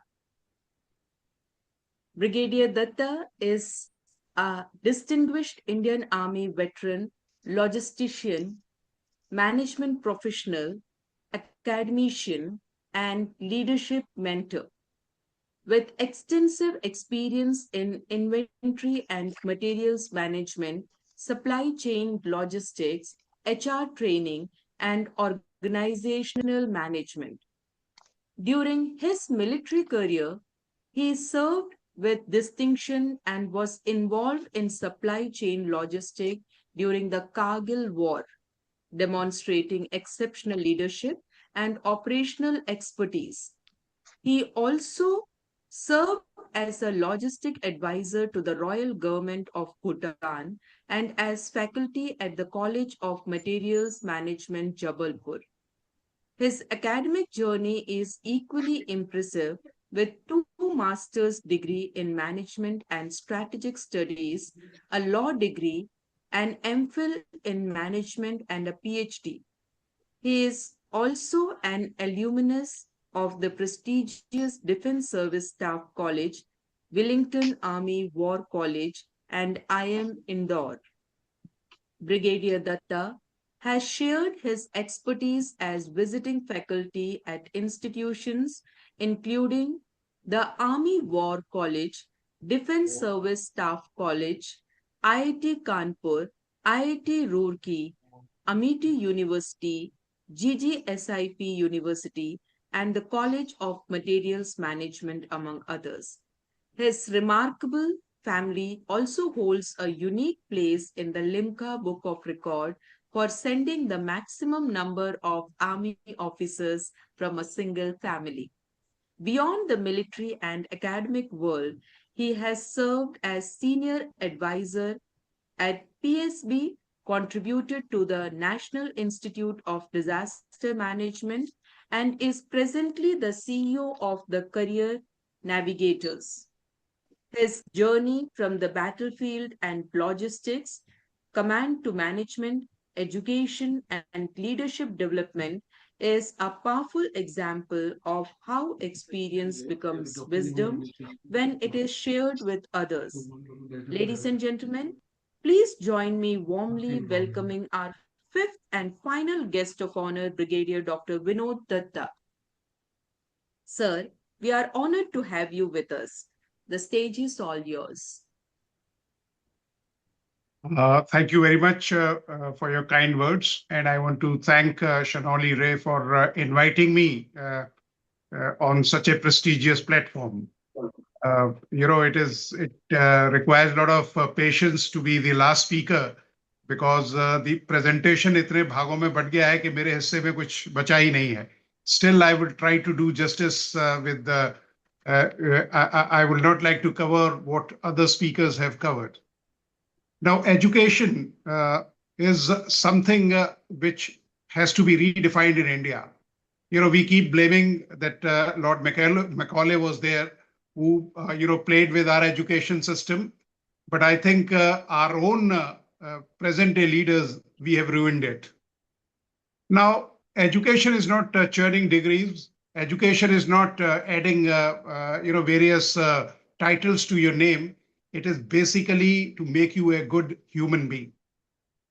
Now, education gives you confidence. It builds resilience. It enhances social skills, and it infuses confidence in children. Because what is now lacking is that the children are generally they lack confidence, or they do have confidence, but they are not able to come out with that kind of a skill which is expected out of them. Now, they also have to be trained on learning skills and handle failure positively, because I'm yet to see a person who has not handled or who has not seen failure.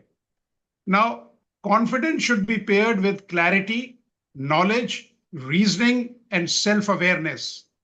Because you see, शास्त्रों में कहा गया है कि ऐसा कोई मंत्र नहीं जिसमें कोई शक्ति ना हो, ऐसी कोई बूटी नहीं जिसमें कोई मेडिसिनल वैल्यू ना हो, और ऐसा कोई इंसान या स्टूडेंट नहीं जिसमें कोई खूबी ना हो. It is what we have to understand. We have to find out the talent and then deploy it. Now, to ensure responsible action and success, we have to guide these students in such a manner that the only choice to the student is, because I never call teachers as teachers, I call them as academic leaders, because they have the challenge of chalk and a good mix of challenge and chalk, and they can really carve out a student out of it. Now, what is required is that a child has to be put through such a cast. एक उर्दू में बड़ा अच्छा शेर है जो कहते हैं कि न तराशे गए तो पत्थर थे, न तराशे गए तो पत्थर थे, तराश दिए तो खुदा बन गए. Now, this is what the role is being, it is to be given to the academic leaders, and this is how they must, shape the leaders who are yet to lead this country, and they are the destiny designers of our nation. When there is a trouble within us, it takes a lot of courage to accept that and to tackle that challenge. If you think you are big, you become small. If you think you are nothing, you become immense. So, we should not be unnecessarily be overwhelmed with our achievements. We should remain humble. किसी ने Alexander से पूछा था कि मत कर गुरूर हस्ती पे, पूछ आज सिकंदर कहाँ है. Now, you have to be a better version of yourself. Your competition is with yourself, because every day you must, decide that, yes, I'm going to improve myself. Because when I was commanding a unit, my corps commander came, and when I welcomed him and I told him that, Menaka sir, I welcome you to the one of the best and the biggest unit of the Eastern Command. And he says, I like the confidence. So I told him, Menaka sir, you will like my work also. And he said, you see, I'm impressed by your words that, speaks. And when I told him that my KRAs are to improve 10% efficiency of my unit. So he told me that I feel the KRAs are very low. I told him, sir, to achieve 10% of improvement in your system with the almost 2,000 people you are commanding, it really requires a mammoth task. And so when we achieved it, and that's a time, he wrote a demi-official letter to me congratulating, and he said that, yes, you stuck to your words. Now, never keep your past alive. Now, the kids have to be told, the children have to be told that you have to move ahead, because everybody has got a baggage. Everybody has got some problem. मतलब कहते हैं ना कि नानक दुखिया सब संसार. Everybody has got a problem. So people have to move on, and they have to be told that never look back. You always have to look forward, and then only you can achieve success. And then courageous people do weird things. Now, what is required is that you will realize, if you read history, if you read biographies, if you read autobiographies, you will realize that the people who have achieved success, they have always been doing, the weird things. Like General Manekshaw's report, if you see in Indian Military Academy, it says either this cadet will become a general one day, or else he will be court-martialed. Now, that is the kind of challenge he had. That is the kind of things which he impressed, and that is the kind of things which he practiced. He was calm, cool, and confident leader. I think the best military leader or any kind of leader, if you give him that space, he will come out with excellence. And he was one person who said, you give me any person with average intelligence, and if the person is not an idiot, I will make a good leader out of him. So the leaders are, they are made, they are molded, and they are shaped. And the biggest job of a leader is to produce more leaders. It is not to lead many men or person, but it is to produce more leaders. So now the youngsters have to be told that, you see, they have to be told that you have to have that kind of confidence in you. You have to understand that what kind of talent you have. Unfortunately, we are not able to fathom our own depth. ठीक है, एक शायर ने बड़ा अच्छा कहा था कि कोई चांद लाकर नहीं देगा, कोई चांद लाकर नहीं देगा अपने चेहरे को जगमगाया कर. So you have to, really polish yourself. You have to, refine yourself. You have to have a better version of yours. And I want to tell the children that yes, have faith in two people. First is your teachers or the academic leaders, and second your parents, because they are the people who are going to guide you to the heights which you have decided that you will achieve. And finally, I would like to say that if you feel that yes, you are not able to achieve, firstly, don't compare yourself with any, because there are no two people, who have got similar contours of success in life. Some people are late starters, but yes, definitely they will be reaching the desired destination or the trajectory which they have set for themselves. And because हर इंसान की अपनी चाल है, हर इंसान की अपनी परवाज है, कोई जमीन पे रह गया, कोई कहकशां से मिल गया.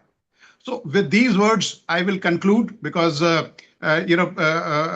have already taken so much of time, though I have been waiting for quite some time.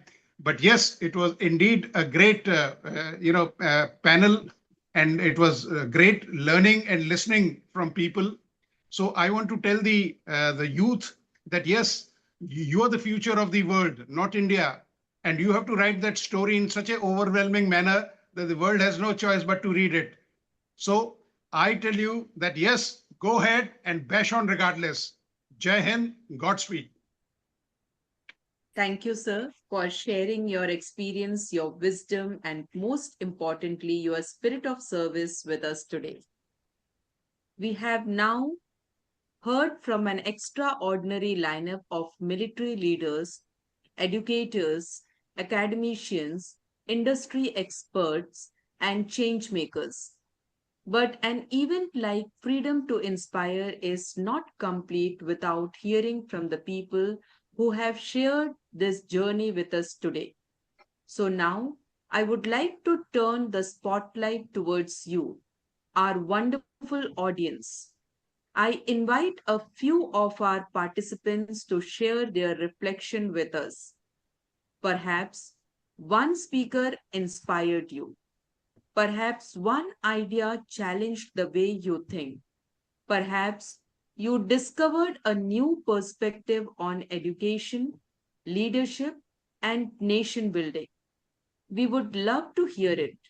So I invite our audience member to share in just a few words what inspired you today. What is one idea you will take back with you? And most importantly, what will you do differently after today's experience? Because inspiration becomes meaningful when it moves beyond listening and becomes reflection, action, and change. I now invite our audience member to share their voices.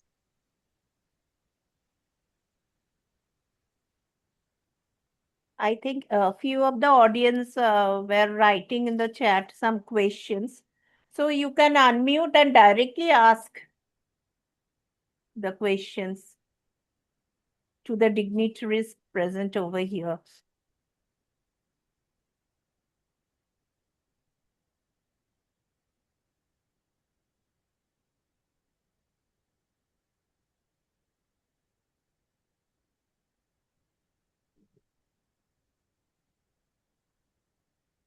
May I go for a question, please?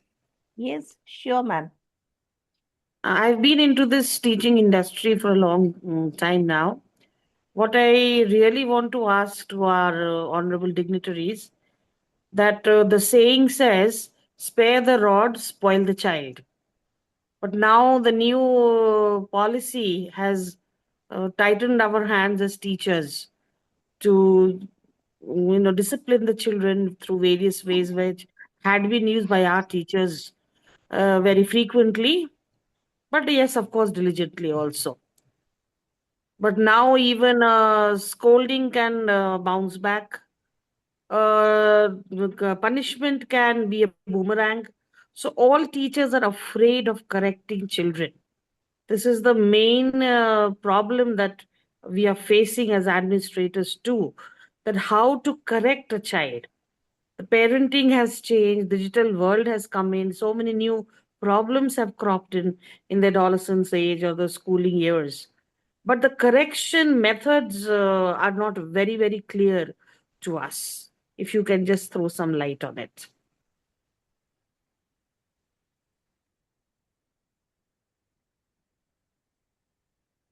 It's a good question as such. As on today, if at all you see,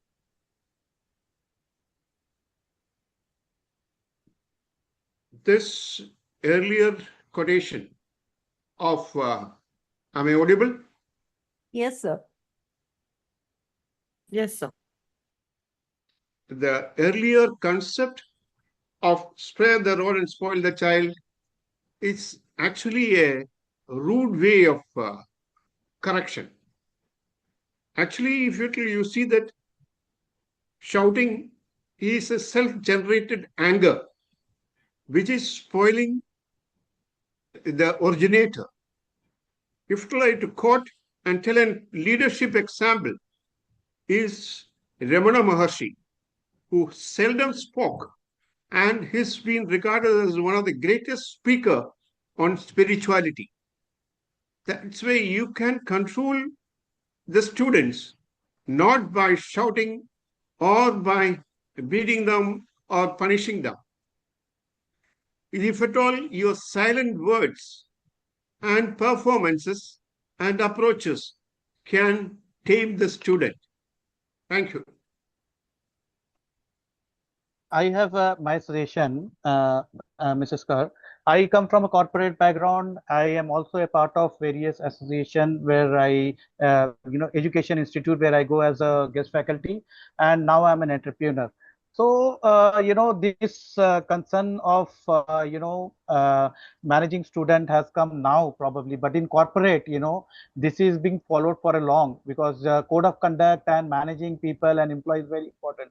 So basically, in my session, I've already highlighted one point that teacher should be more of a mentor today. In corporate world also we have to face a lot of challenges. There were times when we were shouted like anything. When we joined, there was no culture because HR never prevailed at that time. Anybody used to shout at anybody. So that culture over a period of time with the processes and policies and HR coming into picture, gradually started eliminated. And how I am able to connect with my people, how I am able to mentor them, how I am able to counsel them. Shouting is not a solution. You can guide your people through proper mentoring, through proper counseling, to some sharing some good example, maybe sometimes taking them for some outbound engagement. The more you are engaged with today's community and today's generation, probably it will be easier way for you to manage with the student, because you are managing the most challenging generation. Basically, we also face the same problem in managing them in the workplace. So they are not the one who would listen to you just by shouting. Rather, that will backfire us. But we have to connect with them. We have to listen to them in many cases. When I go to various college as a guest faculty, there are counter questions which they ask me. If it never provokes me, because at the end of the day, it's very important for me to connect with them, mentor with them, maybe consider them as my mentor, give them some equal position so that they feel privileged. So that is how we need to handle this situation, because we have been handling this in corporate for a decade. So probably now education system also should start adapting it, and that is how we are going as a mentor to various colleges, conducting various faculty management program, even guiding the faculties that how they should handle this kind of generation and how corporate is handling them. So that is what we do, and the more academia and corporate leaders come together, probably the education system will start handling them with much easier way. Thank you so much. But just extending it, suppose we do follow all the philosophical answers that I got, but practically sometimes the situations are difficult for the teachers. I cannot deny that, to tackle the children in such ways. Now, suppose a child joins NDA and they don't follow any rule, or they break a rule, or they cannot, then what does that institute do? A corporate, a person who's joined the corporate life and they're unable to follow the protocols, what does our corporate person, those people do? the scenario is different, right? If they are not able to cope up with the rules and regulations of NDA, there are tough punishments given to them. And that's a learning. It's not, the punishment word is wrong. It's learning to be right, to be disciplined. If in corporate they are not following the portfolio protocols, they are laid off. They are appraisals which are not given. But we are stopping this only at the school level. So that is my question, that this lovey-dovey way that we tackle the children, is it correct, and are they able to settle? Will they be able to settle in their career in future? Yeah, So, Mrs. Dar, I agree with you, and I have a different take with the previous speakers. Because I agree with you, because you see, we are making these children very soft, and by no stretch of imagination I'm telling that we should go in for a corporal punishment or these things. But yes, some kind of fear should be there, that yes, if I do something wrong, I'm going to be taken to task.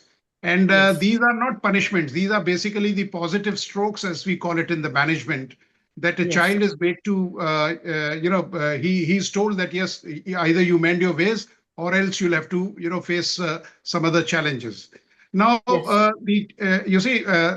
the child spends maximum time with the parents, and then the second, maximum period he spends with the teachers.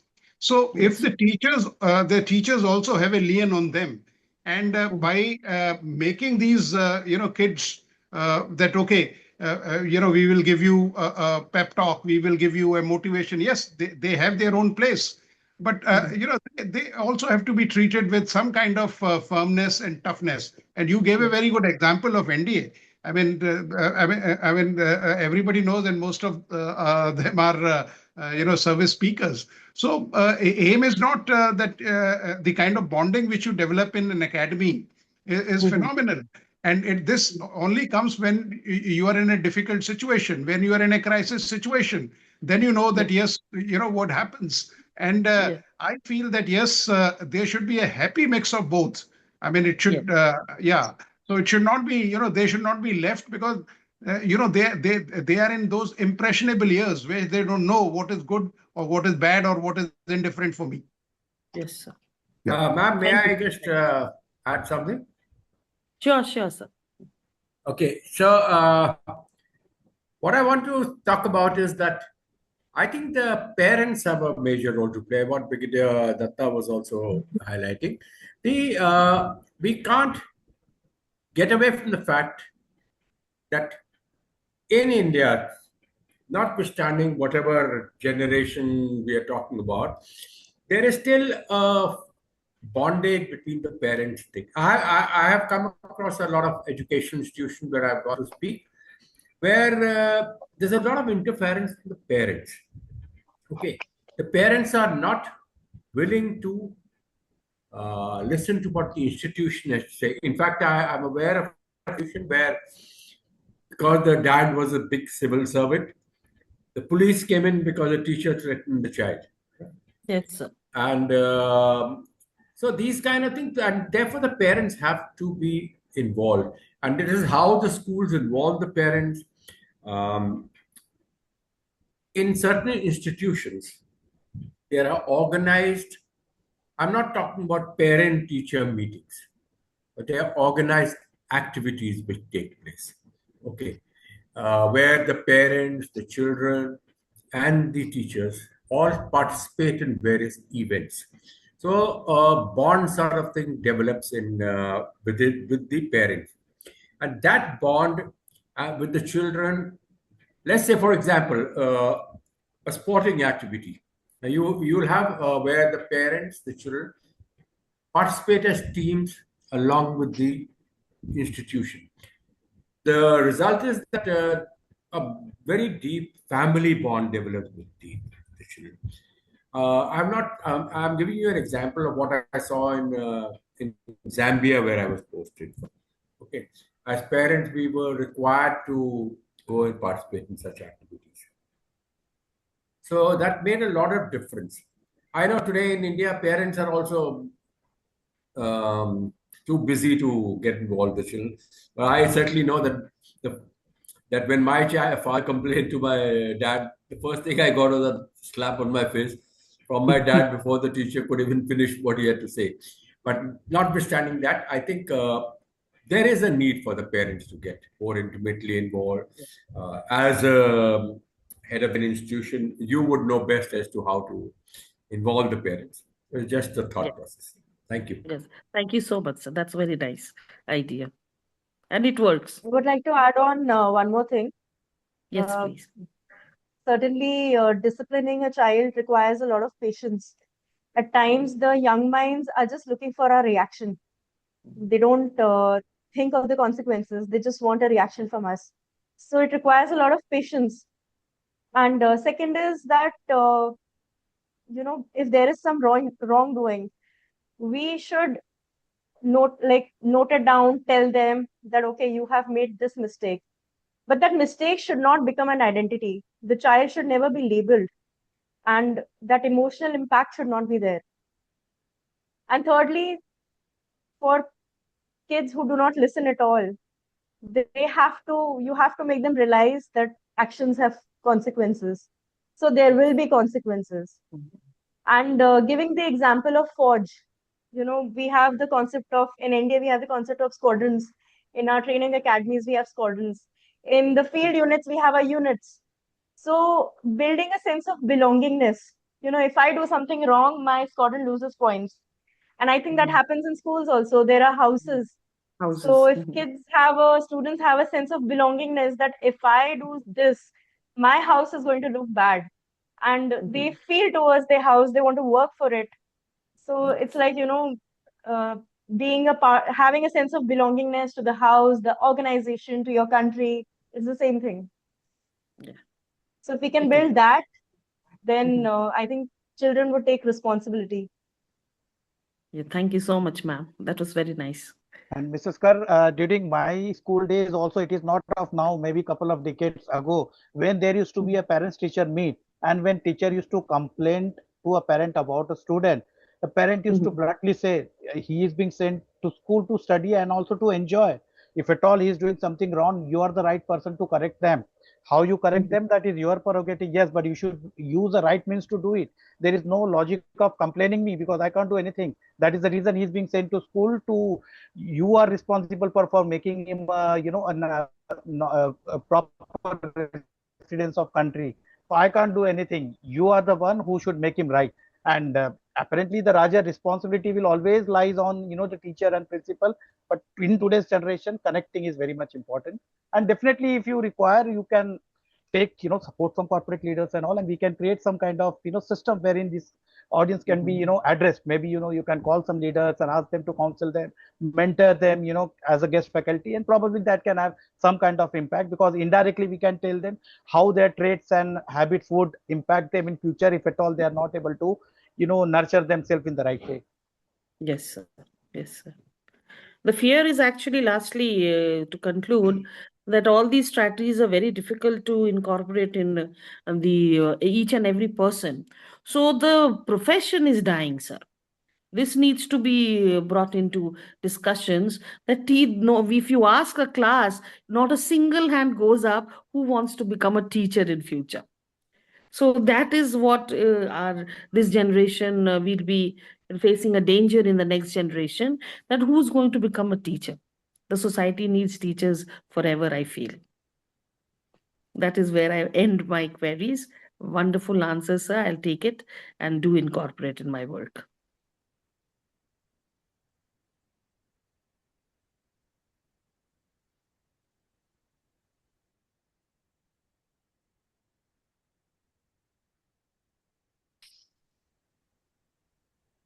Some more questions?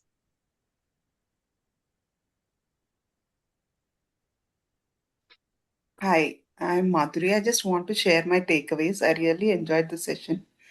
I hope y'all can hear me. Yes, Yeah. So I'm from Bangalore. I just want to share the wonderful experience I had through the session and my simple takeaways. Like, education is not just about marks or degrees, it is about building confidence and courage, like to create opportunities, solve problems, and many leaders, like many freedom. I mean, I'm so privileged to be in this room, like, and also like how as an educator I can take from classroom to community to country, like how I can dream bigger, think deeper, and speak up and act responsibility. Because nowadays, like in young children, we generally see that they don't take that ownership, like they're always into listening to someone, and they only do when they are seen or heard.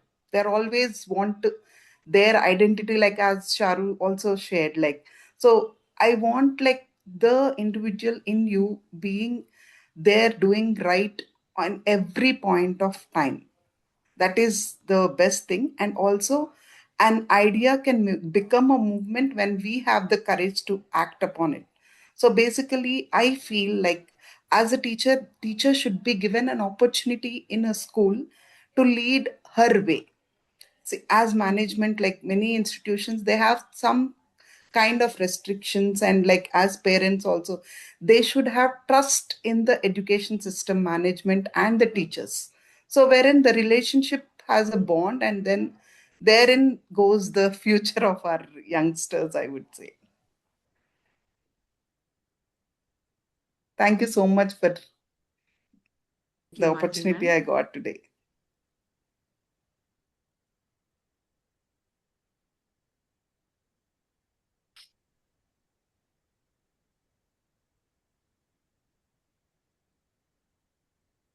Ladies and gentlemen, what an incredible evening this has been. As we come to the close of EDVISHAN Freedom to Inspire 2026, I find myself reflecting on the beautiful thought that brought us together: my India, my voice, my vision. Tonight, we didn't simply listen to speeches. We listened to stories of service, leadership, courage, education, resilience, and vision. Our distinguished guests of honor reminded us that leadership is built through responsibility, discipline, and service. Our featured speakers reminded us that education is not confined to classrooms. It lives in our ideas, our voices, our choices, and the people we inspire. And our founders, Dr. Shanoli Ray and Dr. Vikrant Singhal, reminded us through EDVISHAN that when people come together to share knowledge, education can become a movement that crosses boundaries. A heartfelt thank you on behalf of EDVISHAN. I extend my deepest gratitude to all our guests of honor, Brigadier Dr. V.D. Abraham, General Anil Malik, Wing Commander Charu Sharma, Major General Rajan Kochar, and Brigadier Vinod Datta. Thank you for sharing not only your time but your experiences, wisdom, and journeys of service with us. My sincere thanks also to our featured speaker, Dr. Abhijit Sarkar, Dr. Anjum Qureshi, and Mrs. R. Sendhil Madhvi.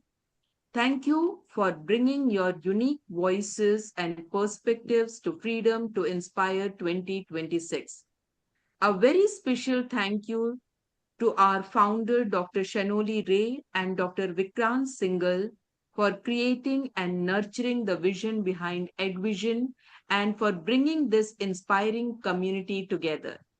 And to every educator, professional, learner, and participant who joined us today, thank you for being part of this journey. Your presence have meaning to this celebration. As we leave this virtual gathering, I would like to leave you with one thought. Freedom gives us voice. Education gives us gives that voice purpose. And action gives that purpose impact. So let us not allow today's inspiration to end when this program ends. Let us take one idea, one lesson, or one moment of inspiration from today and carry it into our classroom, our workplace, workplaces, our families, and our communities. Let us speak with purpose, learn with curiosity, and lead with responsibility, because the India we envision tomorrow is shaped by what we choose to do today. In my India, my voice, my vision, it has been an absolute privilege to be your host for EDVISHAN Freedom to Inspire 2026. Thank you for your warmth, your participation, your inspiring presence. On behalf of entire EDVISHAN family, I wish you and your loved ones a very happy Independence Day. May we continue to learn. May we continue to inspire. May we continue to serve. And may we continue to build an India that we are proud to call our own. Jai Hind. Vande Mataram. Thank you once again from EDVISHAN for joining us today, and the participants especially staying till the end, and the dignitaries for sharing your experience and expertise. Thank you all. So with this note, let us conclude for tonight. Thank you.